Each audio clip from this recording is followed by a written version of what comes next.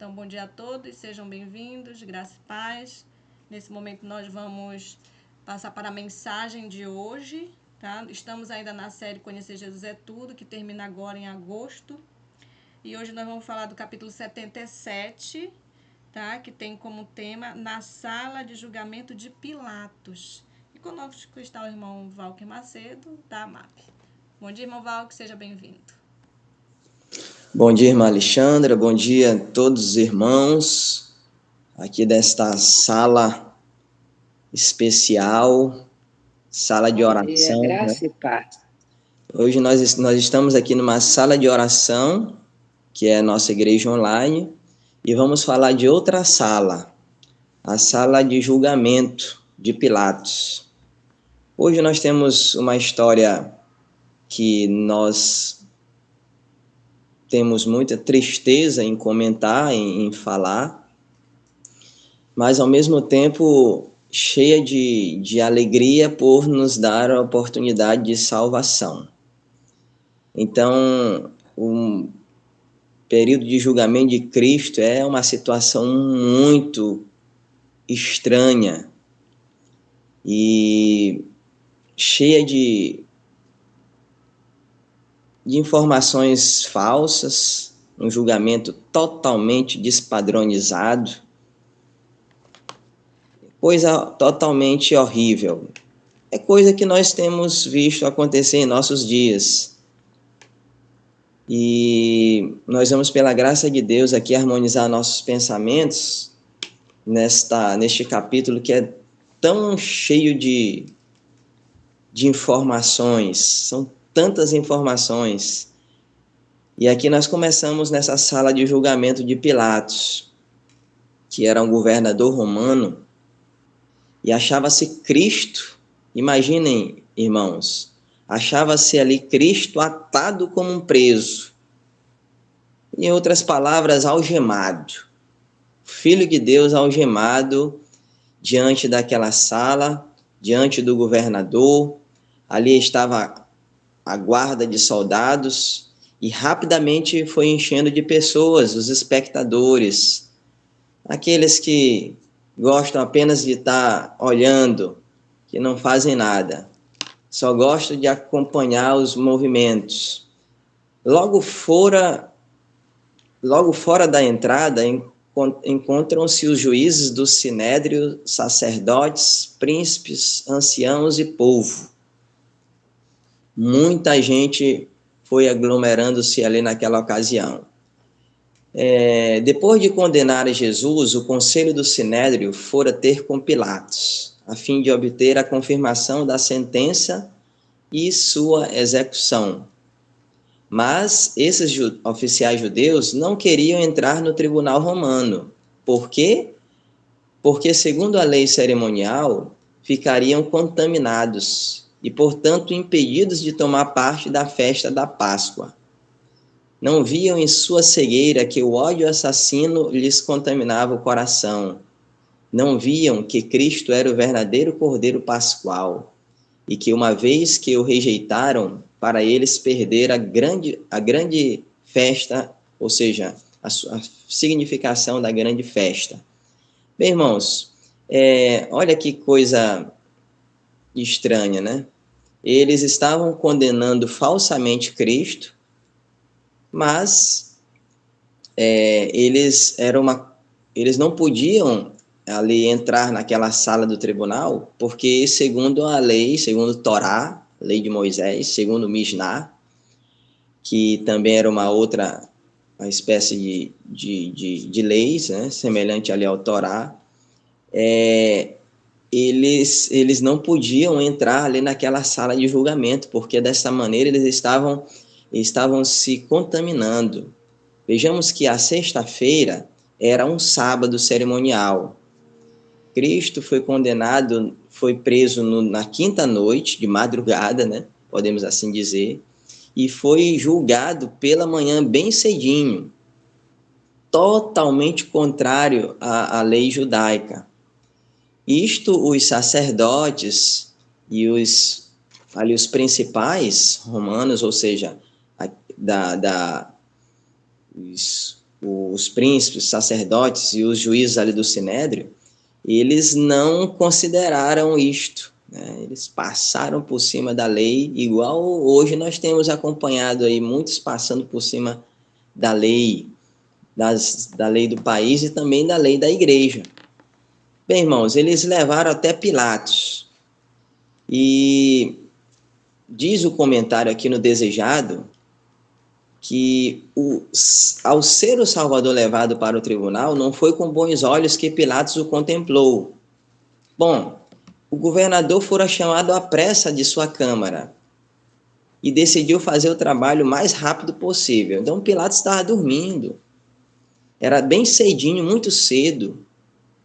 E ele não gostou de ser incomodado assim, mas ele queria logo resolver o problema para que ele continuasse com as suas atividades. Bem, foi despertado seu repouso. Sabia que havia de ser alguém a quem as autoridades judaicas estavam ansiosas por ver julgado e punido quanto antes. Pilatos olhou para o homem que guardava Jesus e depois seu olhar pousou perscrutadoramente no mesmo Jesus. Tivera que tratar com todas as espécies de criminosos, mas nunca antes fora levado à sua presença um homem com tais traços de bondade e nobreza. Eu achei interessante isso aqui, irmãos. Eu quero muito que as irmãs e os irmãos aí orem por mim e acho que por nós também. Em essa questão dos traços de bondade e nobreza de Cristo, às vezes nós não somos olhados desta maneira.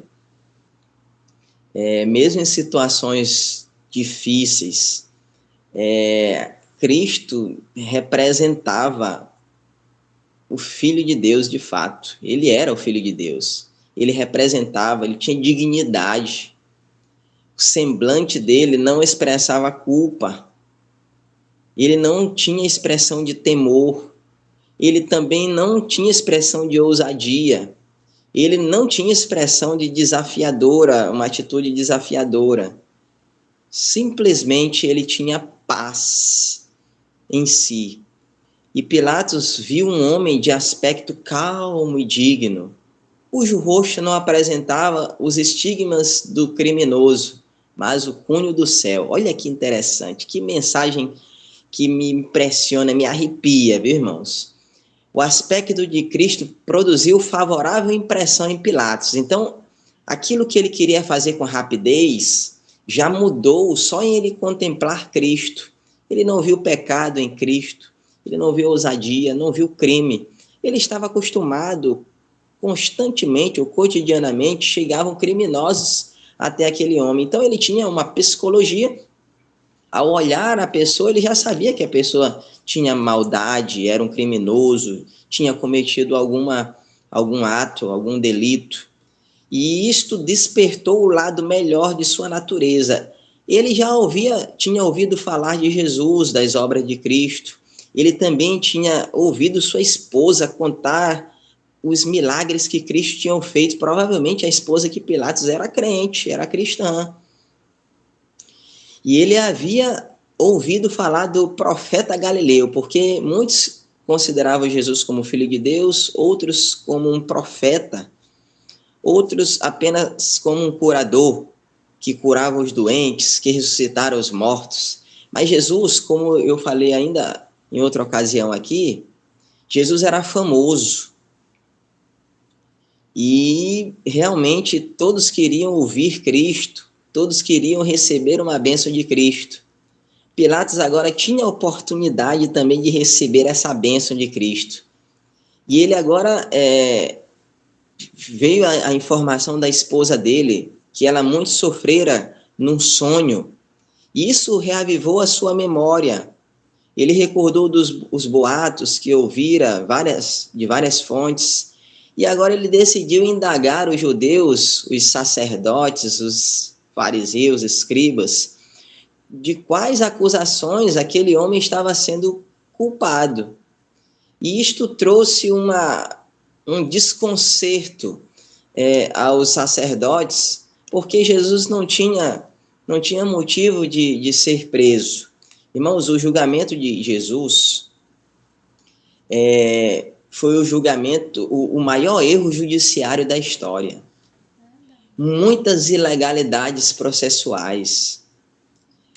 Pelo menos 30 ilegalidades nós podemos elencar aqui quanto ao julgamento de Cristo. Eu vou citar alguns. Não se buscou qualquer testemunha para se depor em seu favor. 2. Não se observou o tempo mínimo de aviso necessário pela lei para anunciar que todos que quisessem poderiam comparecer ao julgamento. Não foi apregoada no templo qualquer notícia pública sobre o caso. Não foi enviada notificação escrita à fortaleza, que teria permitido ao procurador o direito de enviar à corte judaica um assessor e decidir se haveria ou não necessidade de intervir. Prisão 1 hora antes da meia-noite de quinta-feira, em total desrespeito aos costumes e preceitos legais judaicos. Ilegalmente preso, ilegalmente interrogado. O tribunal foi ilegalmente reunido à noite, ilegalmente de julgamento noturno, ilegalidade no julgamento noturno. O direito judaico não admitia isto. Testemunhas falsas arregimentadas pelo próprio juiz, pelos sacerdotes, sumos sacerdotes, Anás, Caifás. Anás nem podia estar envolvido nisso. Há 20 anos ele tinha deposto do cargo. Anás era genro de Caifás e não tinha nenhuma legalidade a sua participação. Os números das pessoas que compunham aquele sinédrio eram em torno de 73, 75. Não tinha achado, Maria Odete, por favor, desligue seu microfone.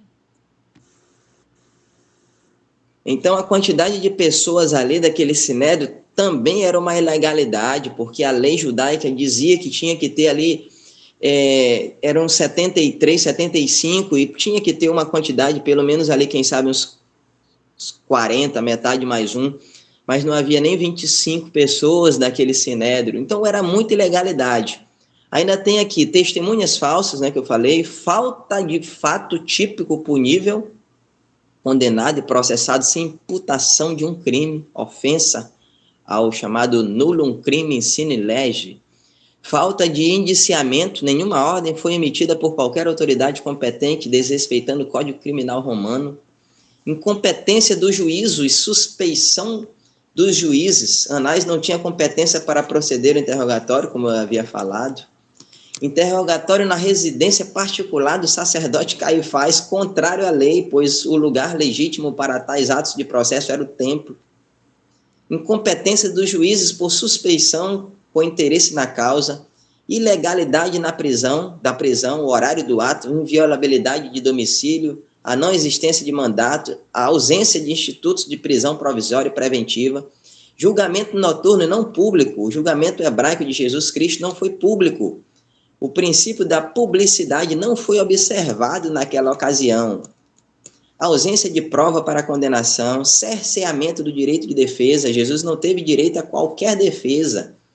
A lei mosaica proibia a acusação de mediação mediante traição. Jesus foi traído por Judas pelo preço de 30 moedas em troca de delação. Irmãos, foram muitas as ilegalidades, ainda tem mais um tanto aqui, olha. Pena equivocada, nenhum dos crimes eram punidos com morte, muito menos com crucifixão. A sentença não poderia ter sido proferida no mesmo dia por se tratar de pena capital. Ausência de denúncia, um processo só se iniciava por ação movida por um cidadão romano. Era chamado delatio crimine. O acusado teria o seu nome lançado na tábua do rol dos culpados. Aguardava-se 30 dias prazo para a colheita de provas. Falta de formação de júri. Formava-se um órgão julgador sorteado, juízes do júri. Falta de provas, não havia nenhuma prova contra Jesus. Prisão equivocada, o direito romano exigia um indiciamento criminal formal antes da detenção do acusado. Da sentença cabia recursos para um órgão superior. A crucifixão era apenas reservada ao crime de sedição. Jesus não foi condenado por sedição, apesar de que eles queriam. Eles diziam que Jesus fazia isto. Bem, irmãos, Cristo não teve um advogado, não teve um defensor, defesa técnica, ou mesmo autodefesa, que era algo necessário para o julgamento. Não houve qualquer investigação preliminar, agredido durante o interrogatório do Sinédrio, julgamento parcial pela multidão. Então, são mais de 30 os delitos, as fraudes contra Jesus. É muita coisa mesmo, uma ilegalidade processual tremenda, coisa absurda, coisa que em lugar nenhum do mundo Jesus podia ser condenado.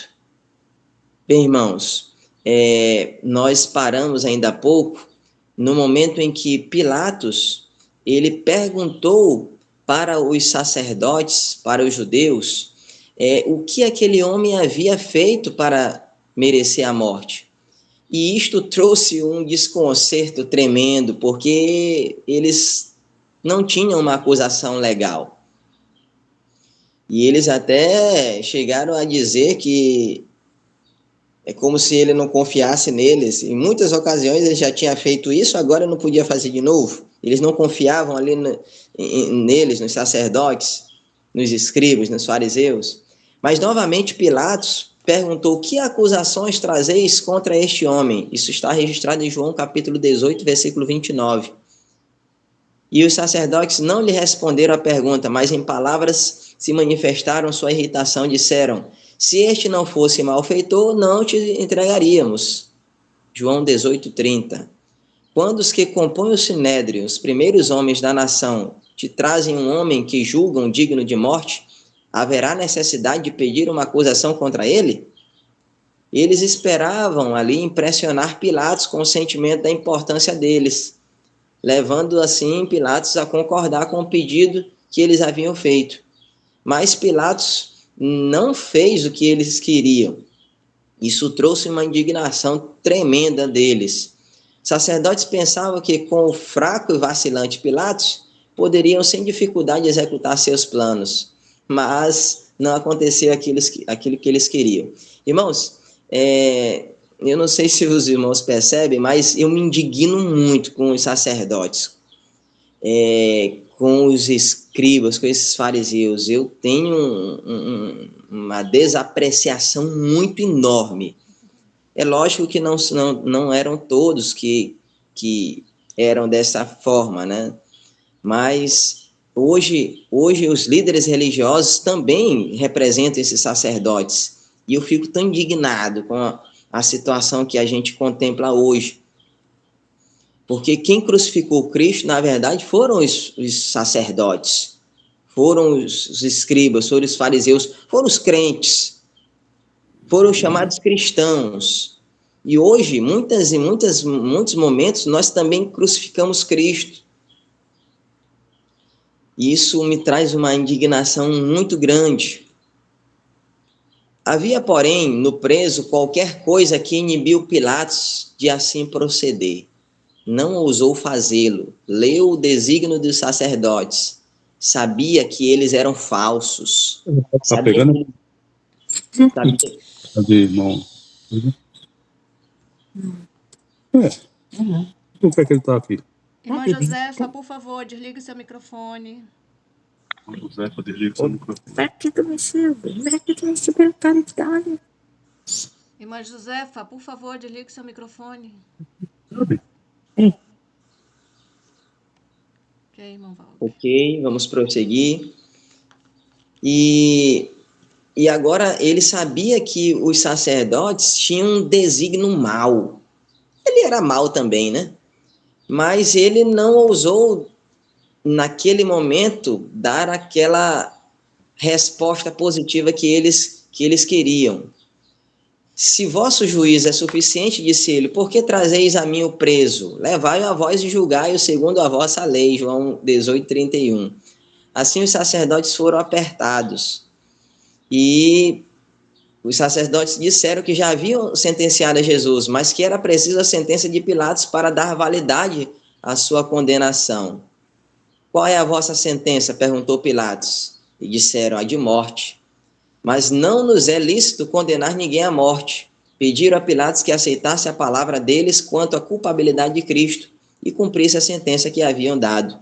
tomariam a responsabilidade do resultado. Pilatos não era juiz justo ou consciencioso, mas fraco, vacilante, conforme está escrito. Mas, como era em poder moral, recusou conceder essa petição, não condenaria Jesus enquanto não fosse apresentada a acusação contra ele. Os sacerdotes encontravam-se num dilema. Viam que deviam encobrir sua hipocrisia sob o mais espesso véu. Não deviam permitir a impressão de que Cristo fora preso por motivos religiosos. Olha, irmãos, por que Jesus foi preso? Por quais motivos? Motivos religiosos. Pensem, analisem. Nós seremos presos daqui a algum tempo, não sei quanto tempo, mas segundo a profecia, por motivos religiosos. Por causa do sábado. Porque nós incomodamos. Agora, nós estamos incomodando mesmo, e veio uma lição outro dia, que está tudo ok, está tudo bem, porque nós não pregamos, porque nós não anunciamos a palavra como deveria anunciar, nós estamos acomodados, está tudo bem, nós estamos gostando aqui de estar nesse mundo velho. Mas você não incomoda ninguém? Cristo incomodava, só o fato de Jesus estar ali presente já incomodava, porque Jesus era santo. E eles tentavam acusavam Cristo, mas não tinham como. Bem, irmãos, aqui diz que havia poucos dias, os fariseus tinham procurado enredar Cristo com a pergunta: é-nos lícitos dar tributo a César ou não? Mas Cristo lhes revelara a hipocrisia. Ele disse: dai a César o que é de César e a Deus o que é de Deus. Então, eles não viram crime, não tinha como incriminar Jesus por isso. Sacerdotes pensaram fazer parecer que nessa ocasião Cristo ensinara segundo esperavam que ele ensinasse. Em seu apuro chamaram falsas testemunhas para os ajudar e começaram a acusá-lo, dizendo: havemos achado este pervertendo a nossa nação, proibindo dar o tributo a César e dizendo que ele mesmo é o Cristo, o rei. 3 acusações, cada uma destituída de fundamento. Pilatos penetrou-lhes o desígnio, não acreditou que o preso houvesse conspirado contra o governo. Seu aspecto manso e humilde estava totalmente em desacordo com essa acusação. Pilatos convenceu-se de que se urdira artificioso trama contra um inocente que embaraçava o caminho dos dignitários judeus. Volvendo-se para Jesus, perguntou: tu és o rei dos judeus? O Salvador respondeu: tu dizes. Marcos capítulo 15, versículo 2. E ao falar ele, sua fisionomia iluminou-se como um raio de sol sobre ela, como se um raio de sol incidisse sobre ela. Bem, irmãos, Pilatos novamente recebeu a luz para alcançar a salvação. Pilatos podia naquele momento ter aberto o coração para Cristo. Ele podia, naquele momento, ter sido salvo por Cristo, igualmente o ex-ladrão lá na cruz recebeu ali a salvação na última hora. Mas Pilatos ficou com medo de perder ali o seu posto, ele era governador. Ao ouvirem a resposta, Caifás e os que com ele estavam chamaram Pilatos como testemunha de que Jesus concordara com o crime de que o acusavam. Tudo desproporcional. Tudo no julgamento foi contrário à lei. De pé por trás de Pilatos, à vista de todo o pátio, ouvia Cristo os insultos, mas não respondeu nenhuma palavra a todas as falsas acusações contra ele feitas. Toda a sua atitude dava prova da inocência. Ficou inabalável em face da fúria das ondas que se lhe quebravam em torno. Era como se os violentos ímpetos da ira, erguendo-se mais e mais alto como as vagas do clamoroso oceano, se despedaçassem ao seu redor sem o tocar, no entanto. Ficou mudo. No entanto, ficou mudo, mas eloquente era o seu silêncio.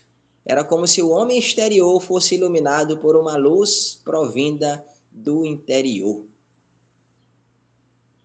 Bem, irmãos, o relato diz que Pilatos estava admirado de seu porte. Que impressão positiva, né? de Cristo. Despreza esse homem os acontecimentos, porque não se importa de salvar a vida, perguntava a si mesmo, contemplando Jesus a suportar insultos e zombarias sem represália. Pilatos nunca tinha visto situação semelhante. Nunca ele viu um homem tão cheio de paz, tão cheio de dignidade, tão cheio de verdade, tão cheio de amor, tão cheio de esperança. Jesus não respondeu diretamente à pergunta que lhe foi feito: és tu o rei dos judeus?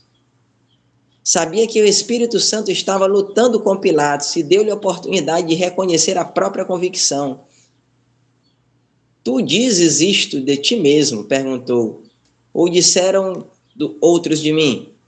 Isto era a acusação dos sacerdotes, ou o desejo de receber luz de Cristo, que motivava a pergunta de Pilatos.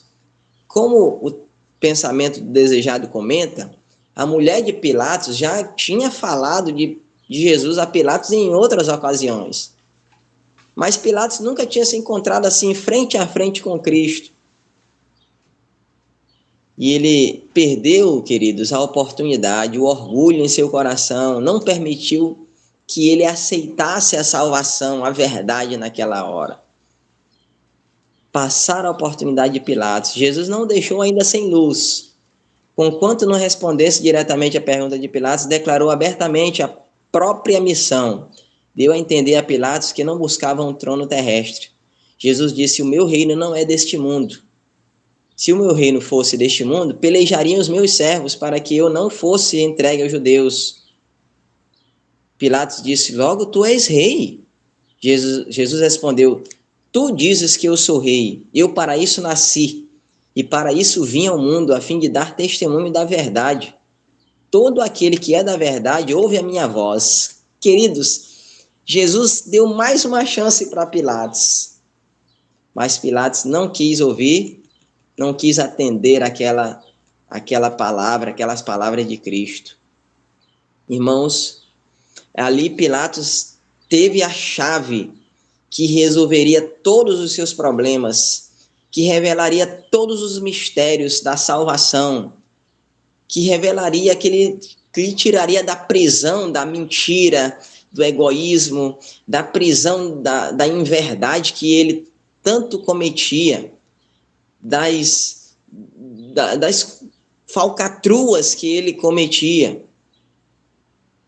Mas ele não esperou a resposta. Ele perguntou: o que é a verdade? Quando Jesus foi levando passo a passo, e ele indagou: o que é a verdade? Mas logo a multidão comprimia, a multidão falava, a multidão gritava, e logo ele não esperou a resposta. Bem, irmãos, o julgamento de Cristo é algo muito terrível, é cheio de tantas inverdades, cheio de tantas ilegalidades. E diz aqui, por essa altura, não tinha Pilatos nenhuma ideia de condenar Cristo. Não sabia que os judeus haviam acusado, movidos por ódio e preconceito. Sabia qual era o seu dever. A justiça exigia que Jesus fosse imediatamente solto. Mas Pilatos temia a má vontade do povo. Os judeus, os sacerdotes, haviam comprado o povo para que falasse mal de Cristo, para que testemunhasse mal de Cristo. E aí, então, irmãos, houve ali uma oportunidade para Pilatos enviar Jesus para João, ou seja, para Herodes, aquele mesmo que havia mandado cortar a cabeça de João Batista. E a princípio, até quando Jesus chegou, Herodes pensou ser este João. Ele disse: este é João que mandei degolar? Ressuscitou dos mortos? Marcos 6,16. Por isso essas maravilhas operam nele. Todavia Herodes desejava ver Jesus. Havia agora a oportunidade de salvar a vida desse profeta. E o rei esperou banir para sempre de sua memória aquela cabeça sangrenta, a ele levada num prato. desejava também satisfazer sua curiosidade e pensava que, se oferecesse Jesus alguma perspectiva de liberdade, faria qualquer coisa que lhe fosse solicitada. Bem, irmãos, Pilatos tinha culpa, ou seja, Herodes tinha culpa em si pela morte de João. Ele não queria matar João, mas a pedido da mulher de Salomé, né, Herodias, e Herodias, ele acabou cumprindo aquela sentença. Mas isso perpetuou na vida dele um ponto negativo, porque ele considerava João era um profeta de Deus, ele sabia disto. Agora vem Jesus, que era primo de João, que fazia maravilhas, que fazia milagres, operava milagres. E ele tinha ouvido falar de Jesus. Agora era uma oportunidade para este homem de alto escalão também receber a luz, a verdade em seu coração. Diz aqui o pensamento que um grupo de sacerdotes e anciãos acompanhara Cristo a Herodes. E ao ser o Salvador introduzido, esses dignitários, falando todos com agitação, insistiram em suas acusações contra ele. Mas Herodes pouca atenção lhes deu, impôs silêncio, desejando o ensejo de interrogar a Cristo. Ordenou que soltassem as cadeias de Jesus. Jesus foi liberto naquela ocasião. Ele estava amarrado, estava algemado, repreendendo ao mesmo tempo seus inimigos de o atarem rudemente. Olhando compassivamente o sereno rosto do Redentor do mundo, e nele leu unicamente sabedoria e pureza. Da mesma maneira que Pilatos ficou convencido de que Cristo fora acusado por malignidade e inveja. Herodes interrogou a Cristo com muitas palavras, mas o Salvador se manteve em profundo silêncio ao mando do rei. Ou seja, ao mando do rei foram introduzidos decrépitos e mancos, sendo ordenado a Cristo que provasse suas reivindicações pela operação de um milagre. Mas isso Cristo não fez. Herodes prometeu que se Jesus realizasse algum milagre em sua presença, seria solto. Ele tinha poder para isso. Os acusadores dele eram testemunhas oculares das poderosas obras feitas por seu poder. Tinham no ouvido ordenar a sepultura que desse os mortos. Ele havia ouvido falar que Jesus ressuscitara mortos, ressuscitara Lázaro 4 dias. Irmãos, era uma situação tremenda. Elevando a voz, declararam: é um traidor, um blasfemo, opera milagres por meio do poder que lhe é dado por Beelzebu. Irmãos, quem era Beelzebu? Era o príncipe dos demônios. Os sacerdotes ali estavam inflamando aquela sala, o cenário era um cenário de confusão. Um gritando uma coisa, outro gritando outra coisa, está lá no Desejado, capítulo 77. A consciência de Herodes estava muito menos sensível do que quando tremera de horror ante o pedido de Herodias para que lhe desse a cabeça de João Batista. Durante algum tempo sentiram os agudos espinhos do remorso por seu temível ato, mas suas percepções morais se tinham rebaixado mais e mais em razão de sua vida licenciosa. Tinha agora endurecido ainda mais o coração, que podia mesmo gabar-se do castigo infligido a João por ousar reprová-lo. E ameaçou então a Jesus, declarando repentinamente que tinha poder para libertá-lo ou para condená-lo. Nenhum indício da parte de Jesus dava, entretanto, a compreender que ele ouvisse uma palavra. Herodes irritou-se por esse silêncio. Parecia indicar completa indiferença por sua autoridade. Para o vão e pomposo rei teria sido menos ofensivo uma franca censura do que ser assim passado por alto. De novo ameaçou irado a Jesus, que permaneceu impassível e mudo. Irmãos, a missão de Cristo neste mundo não era satisfazer coisas, ou seja, ociosas curiosidades. Ele veio para curar os quebrantados de coração. Ele veio para salvar os que estavam perdidos. Hoje, nesta manhã, o Senhor Jesus continua desejando curar os quebrantados de coração. Aqueles que têm buscado o Senhor, Ele bondosamente tem ofertado salvação, tem ofertado cura, tem ofertado verdade, tem iluminado, ele tem poder de iluminação, ele tem poder celestial.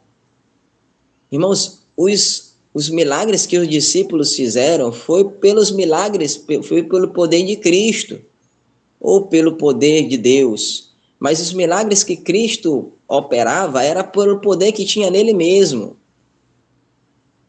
Jesus poderia ter mudado o curso da história da sua morte, mas ele não veio com esse intuito. Ele veio para salvar os que se haviam perdido. E mesmo na sua morte, Jesus desejou salvar. E ele salvou muita gente. Até hoje a morte de Cristo salva. O pensamento diz que o rosto de Herodes se ensombrou de paixão. Voltando-se para a turba, acusou encolerizado a Jesus de impostor. E depois, para ele, se não deres prova de tua pretensão, entregar-te-ei aos soldados e ao povo. Talvez seja bem-sucedidos em te fazer falar. Se és um impostor, a morte por suas mãos é a única coisa que mereces. Se és o Filho de Deus, salva-te a ti mesmo, operando um milagre. Mal se proferiram essas palavras e fez-se uma remetida para Cristo. Como animais ferozes, precipitou-se a multidão para a sua presa. Jesus foi arrastado de um lado para o outro, unindo-se a Herodes, a turba, em buscar humilhar o Filho de Deus. Uma situação muito constrangedora. Irmãos, nunca ninguém passou por uma situação tão estranha. Eu devo dizer para vocês que a releitura que eu já li algumas vezes esse capítulo, me trouxe tanta angústia, tanta tristeza. Foi uma leitura, essa semana eu fiz 3 ou 4 vezes essa leitura. Muito difícil de se fazer.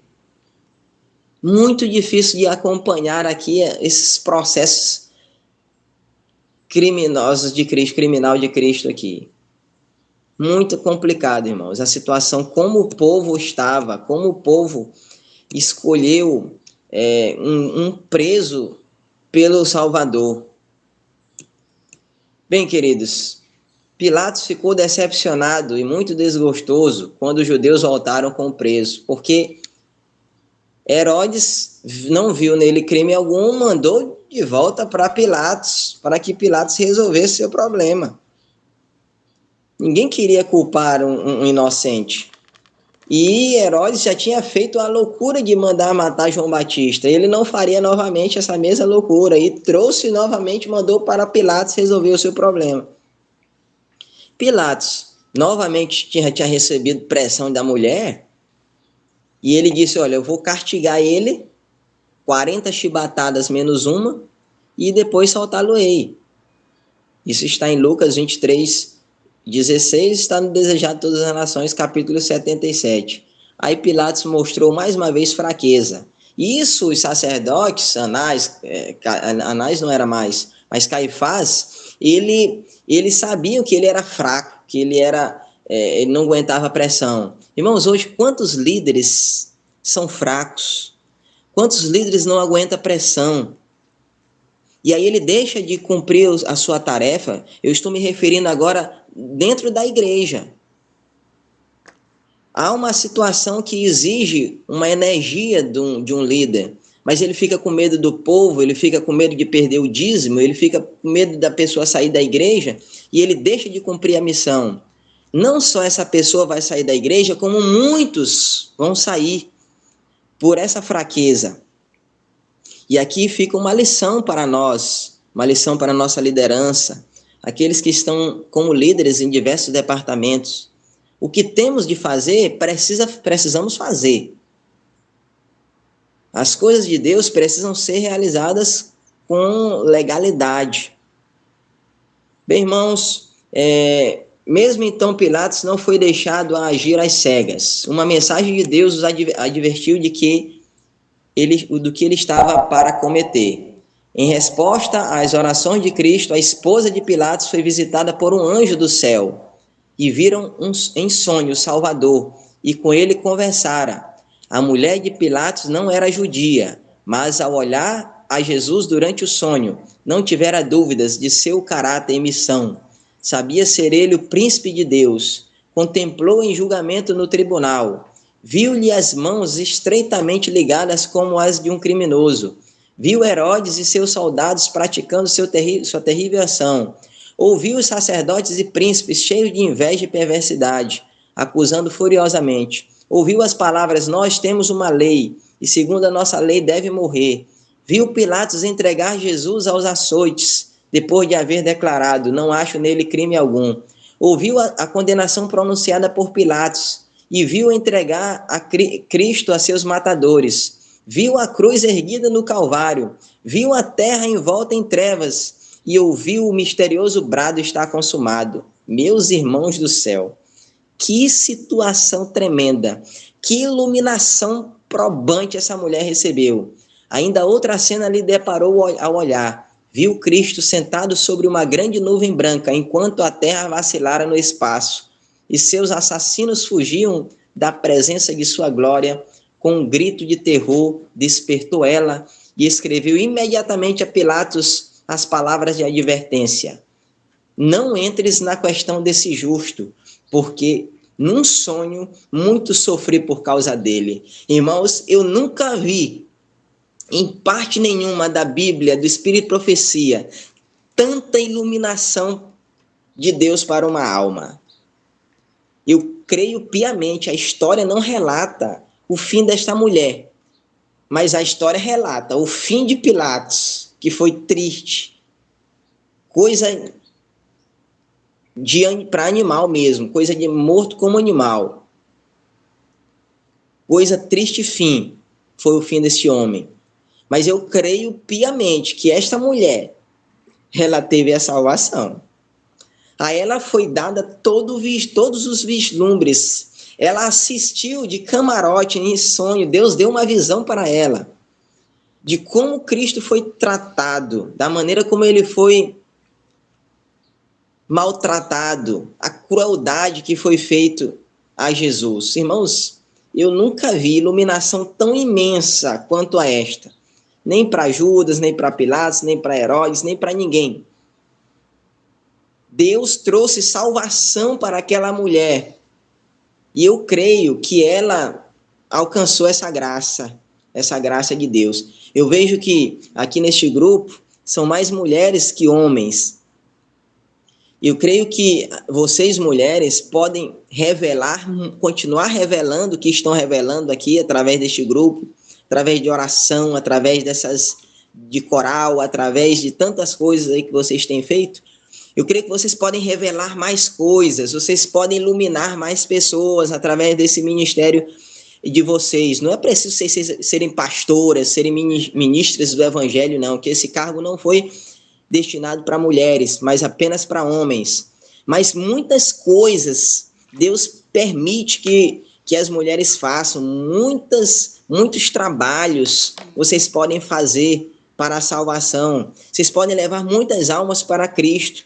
E eu oro sempre por vocês, para que este grupo não desanime, porque o inimigo tenta de todas as formas desanimar, para que vocês tenham força, vigor e que outras pessoas sejam despertadas pela oração, por este grupo.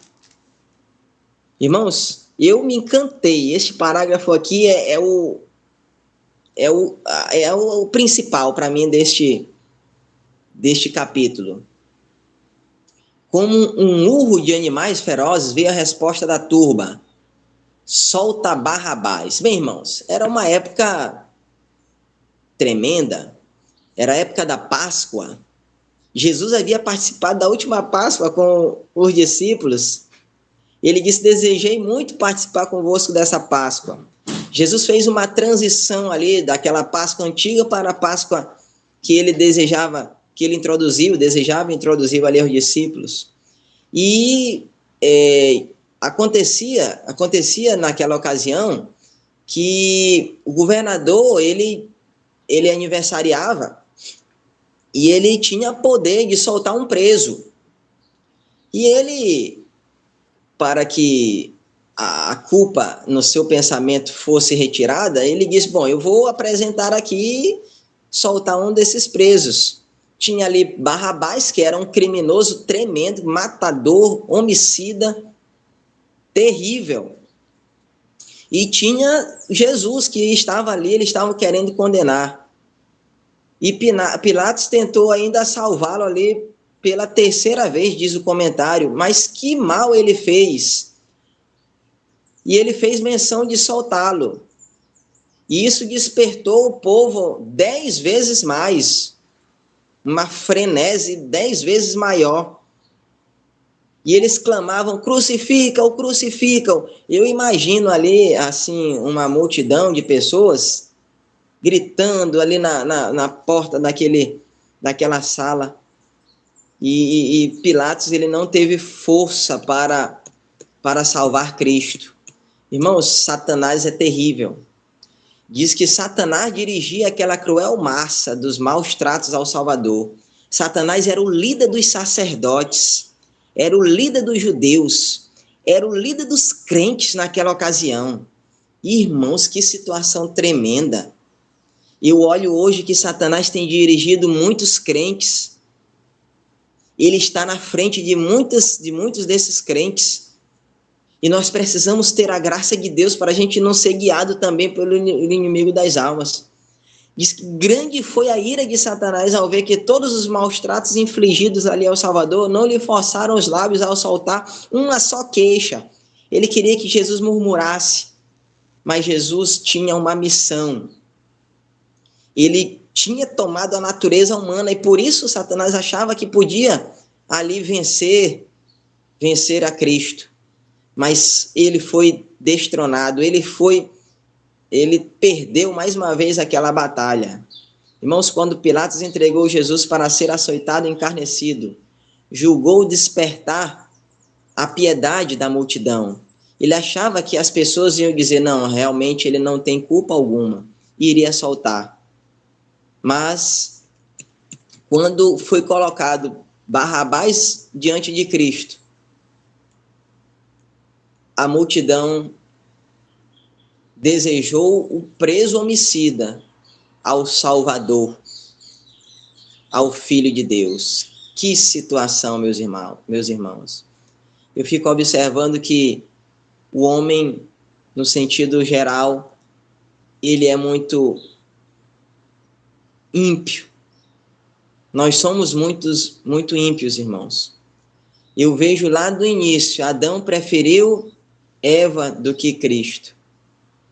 Os antediluvianos preferiram a morte do que a salvação. O pessoal da arca preferiram, do tempo de Noé, preferiram a morte que aceitar a verdade.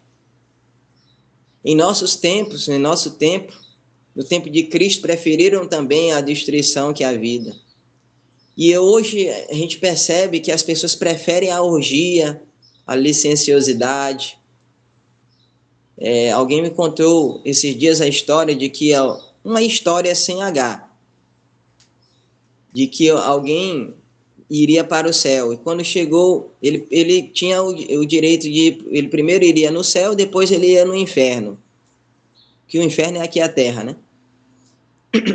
E aí quando a pessoa chegou lá no céu, ele viu tudo legal, ele era um camarada da orgia, viu tudo bacana, tudo bonito, tudo de Deus.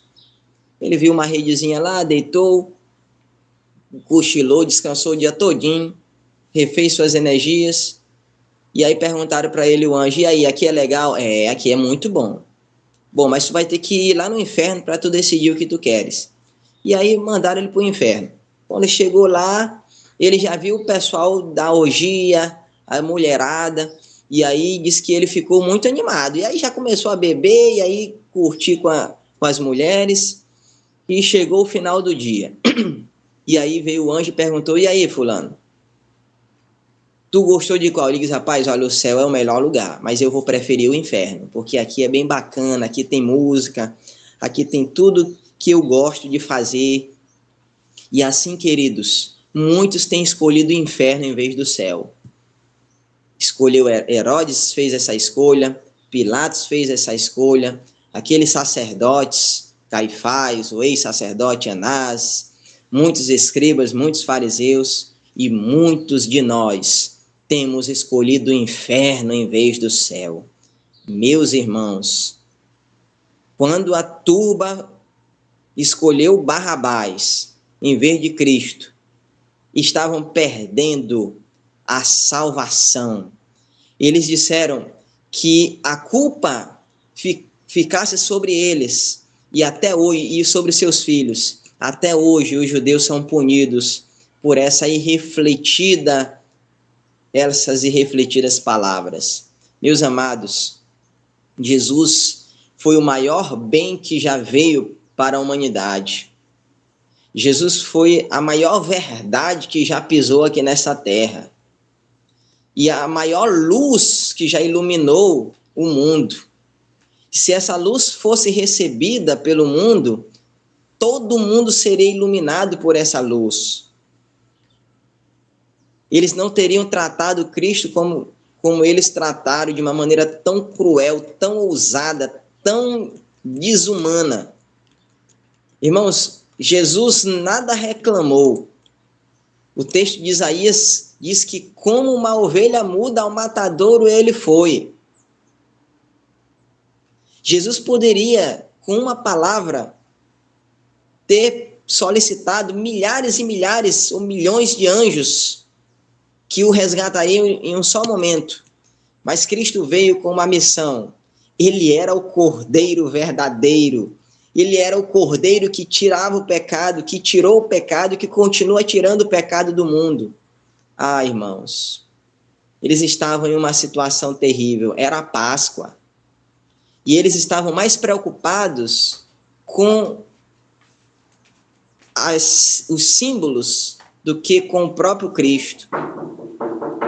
E perderam ali a oportunidade de salvação.